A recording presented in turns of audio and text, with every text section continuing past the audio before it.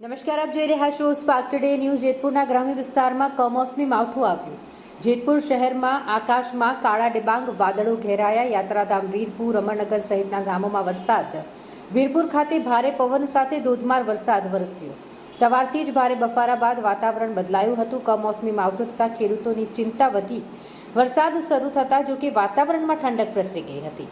હવામાન વિભાગે કમોસમી વરસાદની આગાહી કરી હતી અને જેની અસર જેતપુરમાં પણ જોવા મળી।